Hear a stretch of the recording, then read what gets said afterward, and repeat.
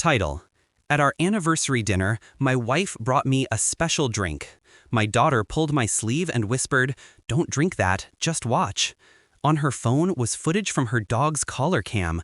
My wife was slipping white powder into my glass. Start. The moment I lifted the glass, my daughter's small hand gripped my sleeve, her voice barely a whisper. "Dad, don't drink that, just watch." Her phone was angled under the table. The screen showed grainy footage, her dog's collar cam, and there she was, my wife, the woman I'd shared 20 years with, laughing with her sister as she tilted a packet over my drink. White powder fell like snow. The camera caught every second. My stomach didn't drop. My heart didn't race. I went still. A kind of stillness only betrayal can carve into a man. Then my daughter whispered words that froze me colder than the poison ever could. "Dad, there's a second video, and it's worse." I met Claire when I was 25. She had a laugh that made the world feel less cruel. We built a home, we had a daughter, and in my head, I thought we had trust. She used to look at me as if I was the anchor in her storm. But somewhere, that storm shifted. The woman who once clung to me had learned how to smile while planning my funeral. Maybe the signs were always there. Missed calls she brushed off, her sudden appetite for late-night sister talks, the coldness in her kiss. I wanted to believe in her so badly that I convinced myself it was stress, not betrayal. I was a fool. That night at the restaurant, with candlelight glinting off the poisoned rim of my glass, I made a decision. I wouldn't confront her. Not yet. I smiled. I toasted. I ate. I let her believe I was still blind. Because if she wanted to play games with life and death, I'd make sure she understood the rules were mine. The next morning, I asked my daughter to show me the second video. She hesitated, then pressed play. Claire's voice again, this time in the kitchen, her sister by her side, the same powder. Except she wasn't laughing, she was crying. "Do it right this time," her sister urged. Claire nodded. "He won't survive this one. And when he's gone, the house, the insurance, everything will finally be free. Not free with me, free from me." It didn't shatter me, it sharpened me. I began quietly.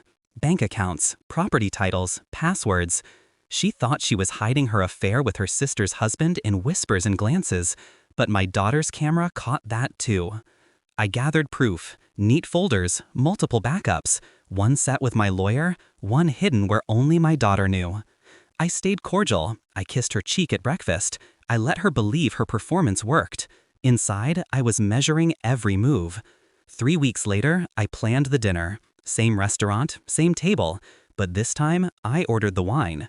I poured both glasses myself. My hands didn't shake. Halfway through, I pulled out my phone and pressed play. The video projected onto the wall behind me. My daughter had arranged it with the staff beforehand. Grainy footage filled the screen.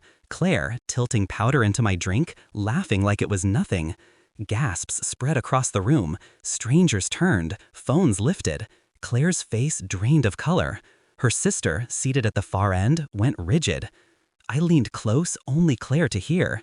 "This is just the first video." Her fork clattered to the plate.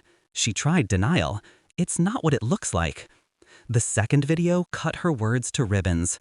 Her voice played out loud, her sister's voice urging, her confession, every syllable a nail in her coffin. The room fell into silence heavy enough to choke. I didn't need to scream. I didn't need to strike. I only needed to sit back and watch the collapse. Police were already waiting outside. I'd given them copies of everything. When they stepped in, I didn't flinch. I sipped my drink, untouched but safe, while Claire pleaded, sobbed, reached for me. I didn't move. Her sister tried to slip out. The officer stopped her. 2 women who thought they could dig my grave walked out in handcuffs, mascara streaked, voices cracked. The papers had a field day. Wife and sister-in-law charged in murder plot. The footage spread. The story became cautionary legend. I didn't chase sympathy. I didn't need it. I wanted one thing only, for them to know I was always 10 steps ahead once they made their move. Sometimes at night, I replay that moment when my daughter tugged my sleeve, how close I came to swallowing death disguised as love. She saved me. But she also showed me something brutal.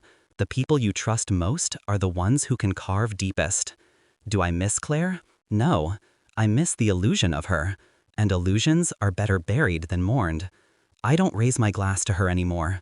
I raise it to the silence she left behind, and to the daughter who taught me the value of watching closely. They wanted freedom. They got prison. They wanted me gone. I'm still here.